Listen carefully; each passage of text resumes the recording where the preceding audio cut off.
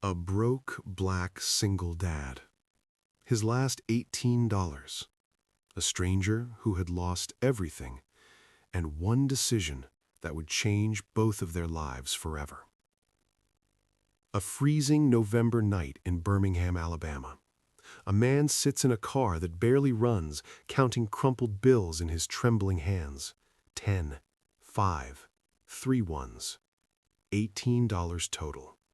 That's everything standing between him and complete emptiness. In the back seat, his 5-year-old daughter sleeps peacefully, clutching a worn stuffed rabbit, completely unaware that her father is drowning. 5 days until payday. $18 to survive. And then he sees him.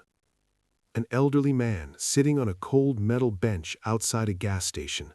Thin jacket, duffel bag at his feet. Eyes staring at the ground like he's waiting for the world to swallow him whole. Every logical voice in this father's head screams, "Keep walking. You have nothing to give. Your daughter needs that money." But something deeper, something he can't explain, makes him stop. What happens next? He gives the stranger everything. Every single dollar. His last $18 pressed into a trembling hand. Crazy, right? Irresponsible even. But here's what nobody saw coming. 3 weeks later, a phone rings, an unfamiliar voice, and a sentence that would shatter everything this father thought he knew about sacrifice, about kindness, about how the universe truly works. They say when you give from an empty hand, something watches, something remembers.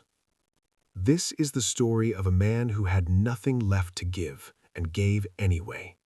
A story of two strangers connected by grief, $18, and a cold November night that neither of them would ever forget. What you're about to hear isn't fiction. This really happened. The names have been changed to protect the privacy of those involved, but the story is painfully, beautifully real.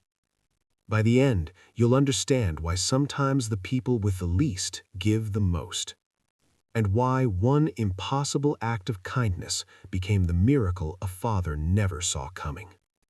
This is True Black Tales. Let's begin. Birmingham, Alabama, November 2018.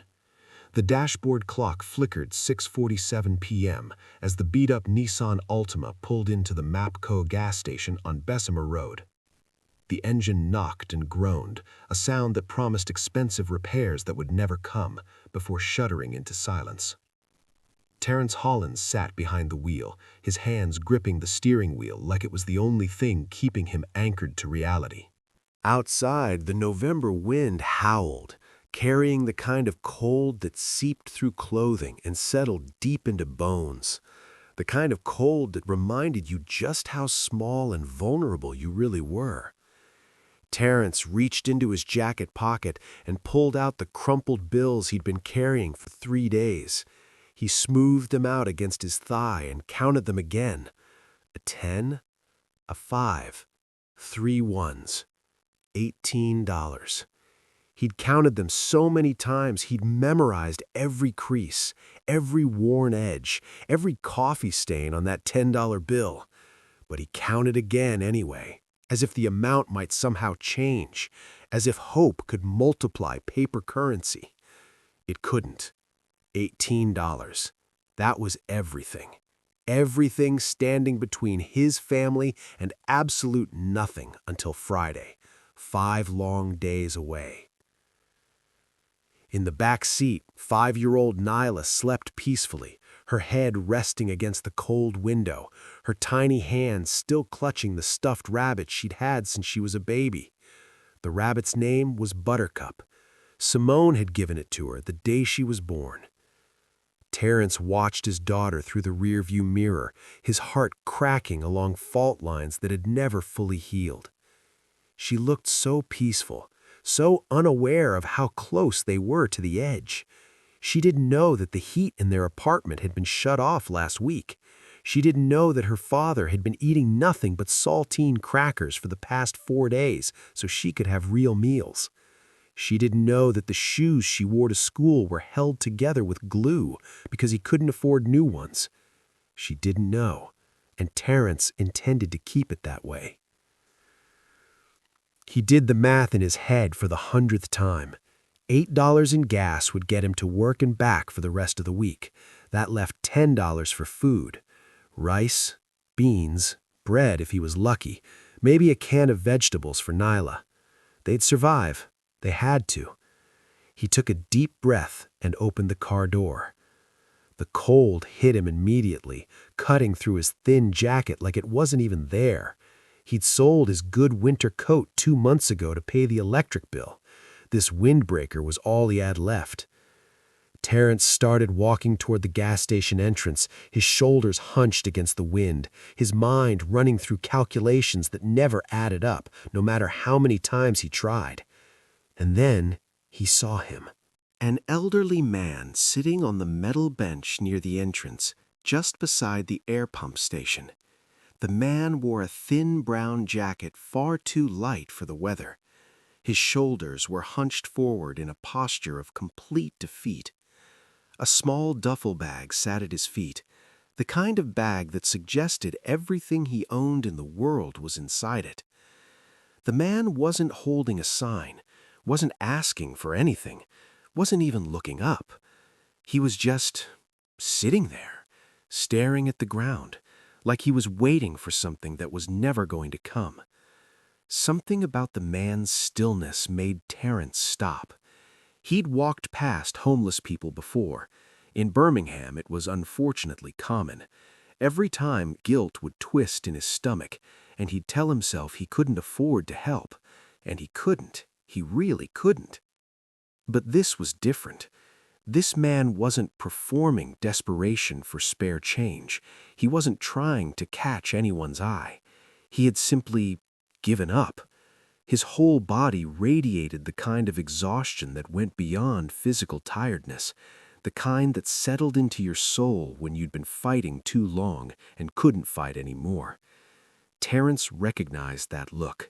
He'd seen it in his own reflection 2.5 years ago, in the bathroom mirror at the hospital after the doctors told him Simone was gone. Have you ever seen someone and just known they were carrying more pain than they could hold? That's what Terrence felt in that moment, a recognition that went beyond words. 2 strangers connected by something invisible and unspoken. If this story is already speaking to you, go ahead and hit that subscribe button, because what happens next is something you won't forget. Terrence looked back at his car, at Nyla still sleeping in the back seat, and suddenly he wasn't in that gas station parking lot anymore. He was somewhere else, somewhen else. Tuscaloosa, Alabama, 10 years earlier. She laughed before he even finished the joke. That was the first thing Terrence noticed about Simone Williams, her laugh. It was loud and unashamed, the kind of laugh that turned heads and made strangers smile without knowing why. They'd met in the hallway of Jefferson State Community College, both of them running late to different classes, both of them colliding at the corner near the vending machines. His books went flying, her coffee went everywhere, and somehow, instead of being angry, she laughed. "You owe me a coffee," she'd said, wiping espresso off her jacket. "You owe me a new GPA," he'd shot back, gathering his scattered notes. She laughed again, that laugh, and Terrence felt something shift in his chest, something that felt like the beginning of everything. They were married 14 months later. Too young, their families said. Too fast. What's the rush? But Terrence and Simone knew something the doubters didn't. Some loves don't need time to prove themselves. Some loves arrive complete, fully formed, ready to last a lifetime. Simone was studying to become a dental hygienist. Terrence was working toward his HVAC certification. They weren't wealthy, not even close, but they had a plan. They had dreams. They had each other. When Simone got pregnant with Nyla, They cried together in their tiny apartment, overwhelmed by a joy too big to contain. "We're going to give her everything," Simone whispered, her hand on her stomach. "Everything we didn't have, a stable home, 2 parents who love her, opportunities, all of it." Terence kissed her forehead. "I promise." It was the most sacred promise he'd ever made. March 2016. Nyla was 2 years old on the Tuesday morning that shattered everything. Terence was at work, a service call on the other side of Birmingham, when his phone rang. The number was unfamiliar. The voice on the other end belonged to a neighbor he barely knew. "You need to come home, right now. Something happened to Simone." The 20-minute drive took him 12. He ran red lights, he broke speed limits, his hands shook so badly he could barely grip the steering wheel. But it didn't matter. None of it mattered. By the time he burst through the door, the paramedics were already there, and the look on their faces told him everything before anyone said a word. Simone had collapsed in the kitchen while making breakfast. A brain aneurysm, a time bomb that had been hiding inside her since birth, had ruptured without warning. She was unconscious before she hit the floor. Her heart stopped before the ambulance arrived. Nyla had been sitting in her high chair the entire time, watching cartoons, calling for her mama, not understanding why she wouldn't get up. Terence stood in the hospital hallway for what felt like hours, unable to process the words coming out of the doctor's mouth. His brain kept rejecting them, kept insisting this was a mistake, kept waiting for someone to tell him Simone was fine, she was asking for him, she was ready to go home. No one ever did. She was 27 years old. The grief came like a hurricane. At first, Terence tried to outrun it. He went to work. He fed Nyla. He paid the bills. He pretended everything was normal, as if pretending could make it true. But grief doesn't care about pretending. It finds you anyway. He started missing shifts. His supervisor, a man who had known Terence for 6 years, who had attended his wedding, who had held Nyla as a baby, gave him chance after chance. But the absences piled up, and eventually there was no more rope to give. Terence lost his job. Without income, the bills became predators. They circled slowly at first, then attacked all at once. Credit cards maxed out, savings drained, utilities shut off. The house, the little 3-bedroom they'd saved so long for, the one with the yellow kitchen Simone had painted herself, the one with the backyard where Nyla was supposed to grow up, was lost to foreclosure. They moved into an apartment, then a smaller apartment, then a weekly rate motel on the edge of town, where the walls were thin and the hallways smelled like mildew and broken dreams. Terence picked up work wherever he could find it. He fixed air conditioners under the table for cash. He loaded trucks at a warehouse. He did odd jobs for neighbors who couldn't afford to pay much but paid what they could. It was never enough. Never, ever enough. But through it all, through the evictions and the empty refrigerator and the nights he lay awake wondering how he was going to survive another day, Terence made sure Nyla never felt it. He made sure her clothes were clean, even when he wore the same shirt for a week. Made sure she laughed and played and believed that everything was okay. Because she was all he had left of Simone. Those eyes, Nyla had her mother's eyes, deep brown and full of wonder, were the only reason Terence kept breathing. "She's gonna be okay," he told himself every night.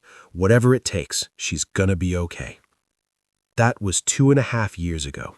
2.5 years of barely surviving, of learning that rock bottom has a basement, of discovering depths of exhaustion and fear he never knew existed. And now, here he was, standing in a cold gas station parking lot with $18 to his name, staring at a stranger who looked exactly the way Terence had felt in those first terrible months after Simone died. Like hope was just a word other people got to believe in. Terence walked into the gas station on autopilot. He grabbed a bottle of water and a pack of peanut butter crackers, something to quiet Nyla's stomach if she woke up hungry. At the register, he said, $8 on pump 3. The cashier nodded and rang it up. Terence paid, collected his items, and walked toward the door, but his feet stopped before he reached it. Through the glass, he could see the elderly man still sitting on that bench, still staring at nothing, still completely alone. "Keep walking," a voice in his head said. "You can't afford to stop. You've got a daughter to feed. You've got 5 days to survive on $10. Keep walking." But his feet didn't listen. Instead, they carried him outside, past his car, past the gas pump, all the way to that metal bench where the old man sat. "Excuse me," Terence said softly. The man looked up slowly. His eyes were red-rimmed and glassy, hollow with the kind of exhaustion that sleeps can't fix. Up close, he looked older than Terence at first thought, late 60s, maybe early 70s, with a face weathered by time and hardship. "I ain't asking for nothing," the man said quietly, his voice hoarse from cold or disuse. "Just restin' a while." "I know," Terence said. And then, without really understanding why, he sat down on the bench beside him. They sat in silence for a long moment. The wind cut between them, sharp and relentless. Inside the gas station, Terence could see the cashier watching through the window, probably wondering what these two fools were doing sitting outside in the freezing cold. "Name's Walter," said the man finally. "Walter Gaines. Terence." Walter nodded slowly. "You got a little girl in that car?" "Yeah, Nyla. She's 5. She's beautiful. Saw her through the window when you pulled up." Walter's voice cracked slightly. "I had a son once. He'd be about your age now." The past tense hung in the air between them, heavy and unmistakable. "What happened?" Terence asked quietly. "If you don't mind me asking." Walter was silent for a long moment. When he spoke, his voice was barely above a whisper. "Kidney failure. Started when he was 32. Spent 3 years fighting it. Dialysis, specialists, experimental treatments, anything we could find. I sold my barber shop to pay for it. Shop I'd owned for 30 years. Built it from nothing with my own 2 hands. He paused, staring at the ground. Sold my house, too. Everything I had. All of it went to trying to keep him alive." Walter's jaw tightened. "He passed 8 months ago, and after that, I just couldn't hold on no more." Terence felt a lump forming in his throat. "I'm sorry," he said. The words felt impossibly small. "I got a sister in Atlanta," Walter continued. "Loretta. We had a falling out years ago. Some stupid argument I can't even remember the details of anymore. Neither one of us would apologize. Pride. Foolish, foolish pride." He shook his head slowly. "After my son died, I should have called her, but I was too ashamed. Ashamed of what I'd become. Ashamed that I'd let my whole life fall apart. So I just kept not calling. Kept thinking I'd figure something out first, get back on my feet, then reach out. But you don't get back on your feet when the ground keeps crumbling beneath you. My disability got cut 2 months ago. Some bureaucratic error, they said, would take weeks to fix. My landlord couldn't wait weeks, so here I am." He gestured vaguely at the duffel bag at his feet. "Everything I own in this world. Sitting on a bench in front of a gas station, trying to figure out where to go next." Terence sat with those words for a moment. He thought about Simone, about all the things he wished he'd said before she collapsed in their kitchen that Tuesday morning, about how fragile life really was, how everything could vanish between one heartbeat and the next. "You should call her," Terence said. "Your sister. Life's too short for grudges." Walter shook his head. "I can't call her like this. Got nothing to offer. Nothing but shame. Family isn't about what you can offer. It's about showing up, even when you're broken, especially when you're broken." Walter looked at him, really looked at him for the first time. "You sound like you know something about that." Terence nodded slowly. "I lost my wife 2.5 years ago. Brain aneurysm. 1 minute she was making breakfast, the next, I stopped, swallowed hard. Some days I don't know how I keep going, but then I look at my daughter and I remember, you keep going for the people you love, even when it feels impossible. They sat in silence again, two men who had never met before, connected by losses that words couldn't fully capture, connected by the understanding that sometimes life takes everything from you and expects you to keep breathing anyway. Terrence reached into his pocket and pulled out his money. He looked at the crumpled bills, the 10, the 5, the 3 ones, the difference between surviving and having nothing, the money he needed for gas and groceries, for getting through the next 5 days, for keeping his daughter fed. And then, before he could talk himself out of it, he pressed all $18 into Walter's hand. "Here," Terrence said, "take this." Walter's eyes went wide. "Son, I can't." "Please," Terrence's voice cracked. "Get yourself something to eat. Get somewhere warm tonight, and then call your sister. Life's too short." Walter stared at the money, then at Terrence, then at the car where Nyla was still sleeping. "You got a child to feed," Walter said, his voice breaking. "You need this more than me." Terrence shook his head. "I'll figure it out. I always do." He stood up before Walter could protest further, before he could change his mind, before the logical part of his brain could start screaming about what an irresponsible, foolish thing he'd just done. "Wait," Walter called out. Terrence turned back. Walter's eyes were filled with tears. Not just gratitude, something deeper, something like hope returning to a place where it had long since died. "Why?" Walter asked. "You don't know me. You got nothing to spare. Why would you do this?" Terrence thought about the question for a moment. "Because I know what it feels like to be invisible. I know what it feels like when the world looks right through you like you're not even there, and I couldn't walk past you and pretend I didn't see you. I just couldn't." Walter wiped his face with a trembling hand. "I'll pay you back someday. I swear I will." Terrence smiled sadly. "Don't worry about paying me back. Just promise me you'll call your sister." He turned and walked to his car. His hands were shaking as he started the engine. His wallet was empty. He had no idea how he was going to make it through the next 5 days. But somehow, something in his chest felt lighter than it had in years. Sometimes the people with the least give the most. If that truth just hit you in the chest, drop a comment below. Tell me about a time someone showed you unexpected kindness, or a time you showed it to someone else. I read every single one of your comments, and I'd love to hear your story.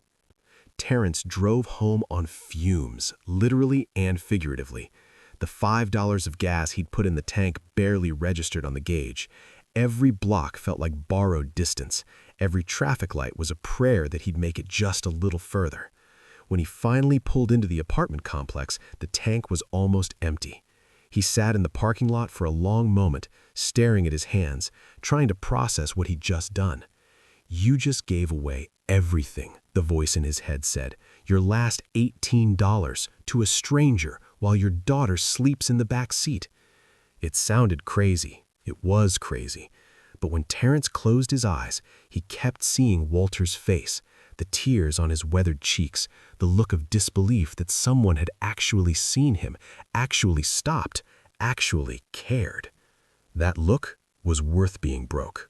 At least, that's what Terrence told himself. The next 5 days were the longest of his life.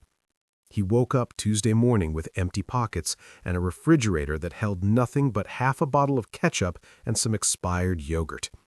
Nyla needed breakfast before school. Nyla needed lunch money. Nyla needed snacks. Terrence swallowed his pride and called Marcus, a coworker from the warehouse job he'd picked up 2 months ago. "Hey man, I hate to ask this, but is there any way I could borrow $10 until Friday? I'll pay you back first thing." There was a pause on the other end. Then, "Yeah, T, I got you. Come by before your shift." Terrence exhaled. "Thank you. Seriously, you don't know what this means." The $10 got them through Tuesday. Rice and beans. Bread from the discount rack at the grocery store. Enough for Nyla to have meals, even if Terrence ate nothing but crackers and tap water. Wednesday, he picked up an extra shift loading trucks. Cash paid at the end of the night. $40 that felt like a fortune. He bought groceries, put gas in the car, and tucked the rest away for emergencies. Thursday, the gas light came on again. Terrence coasted into a parking spot at work on nothing but momentum and determination. Friday, payday, finally arrived. When that direct deposit hit his account, Terrence sat in his car and cried. Not because the amount was life-changing, it wasn't, but because he'd made it. Somehow, impossibly, he'd made it. And through it all, Nyla never knew. She went to school every day. She ate every meal. She laughed and played and asked innocent questions that her father answered with smiles and deflection. "Daddy, why are we having rice again?" "Because you love rice, baby girl. Remember how you said it was your favorite?" "I said pizza was my favorite." "Well, pizza rice is even better. Trust me." He made it a game. He made everything a game. Because that's what parents do when the world is falling apart. They build walls between their children and the chaos, brick by brick, smile by smile. Late at night, after Nyla was asleep, the doubts crept in. "Did you make a mistake?" the voice whispered. "Should you have kept that money? What if you couldn't feed her? What if you'd run out of gas on the highway? What if—" But every time the doubts started spiraling, Terrence thought about Walter, about the tears on his face, about the look in his eyes when Terrence sat down beside him, the shock that someone had actually stopped. He thought about what his father used to say when Terrence was a boy. "When you bless someone else, you plant a seed. You might not see it grow. You might never know what comes of it, but it grows. It always grows." His father had been a man of little money but immense faith, not in particular doctrine, but in the fundamental goodness of human beings. He'd given his last dollar more times than Terrence could count, and somehow the family had always survived. Maybe that's how it works, Terrence thought, staring at the ceiling of his tiny apartment. Maybe you give what you can, when you can, and trust that somehow, somewhere, it matters. He didn't regret it, not for a second. Even when his stomach growled through the night, even when the gaslight stayed on for 3 days straight, some things were more important than money. 3 weeks passed. Terrence had almost forgotten about that cold November night. Almost. The memory would surface sometimes, in quiet moments, during long drives, in the space between waking and sleeping.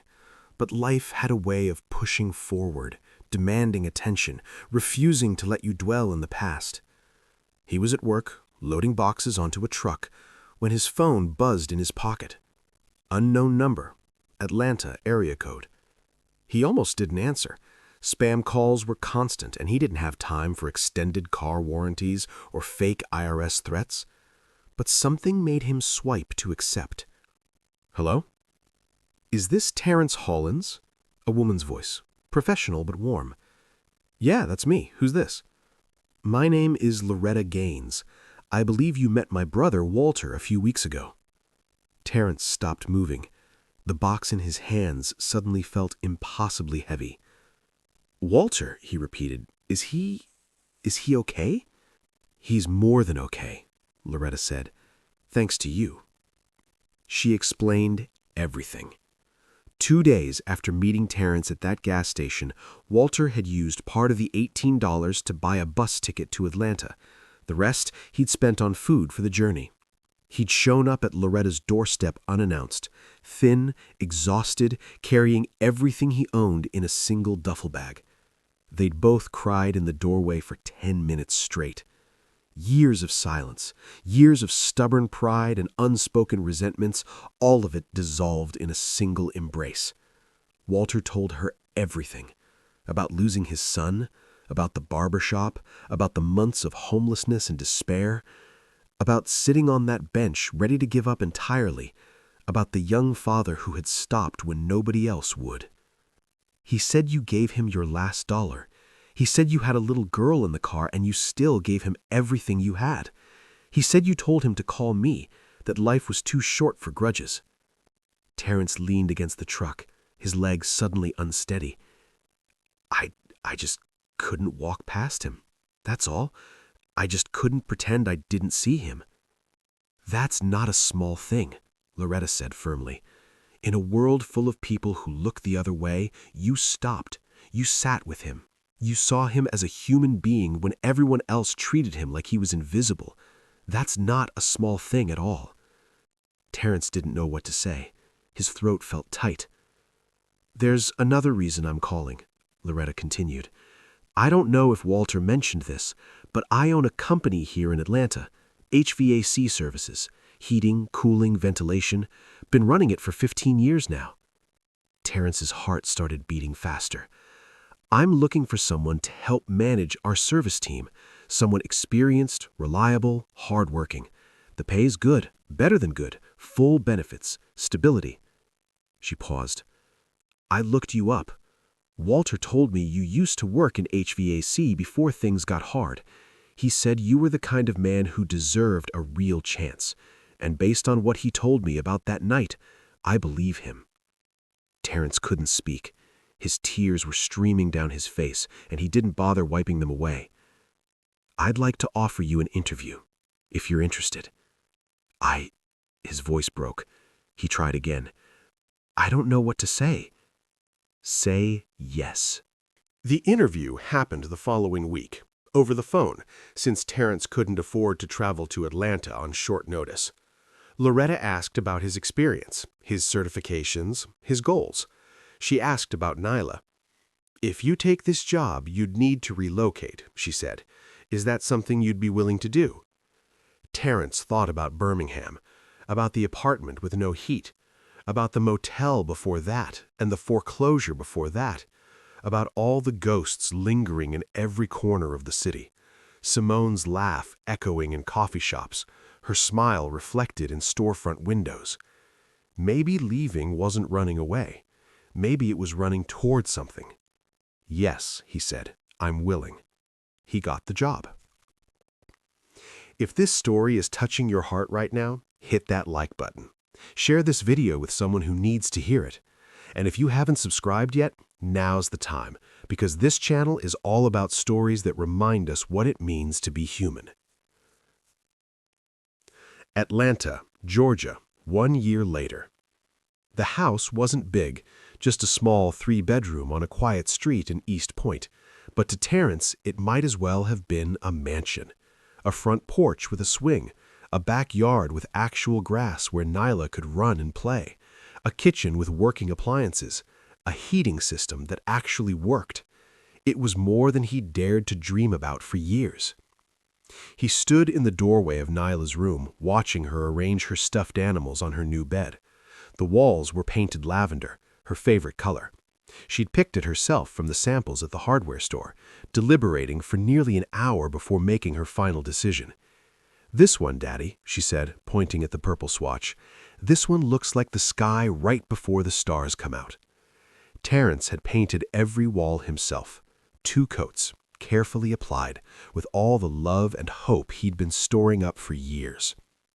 Nyla placed Buttercup, the stuffed rabbit, in the center of her pillow, then stepped back to admire her arrangement. Perfect, she declared.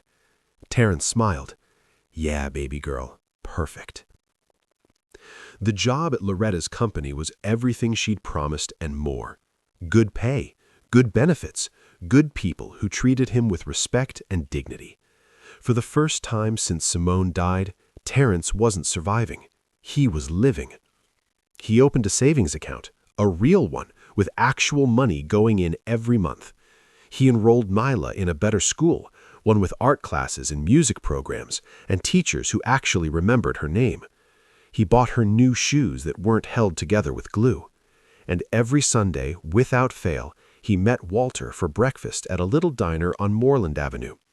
The first time they saw each other after Terrence moved to Atlanta, neither man could speak. They just embraced. 2 strangers who had become family through a moment of impossible kindness on a cold November night. I told you I'd pay you back someday, Walter said, wiping his eyes. I didn't do it for that, Terrence replied. That's why I'm paying you back anyway. Laughed. They cried.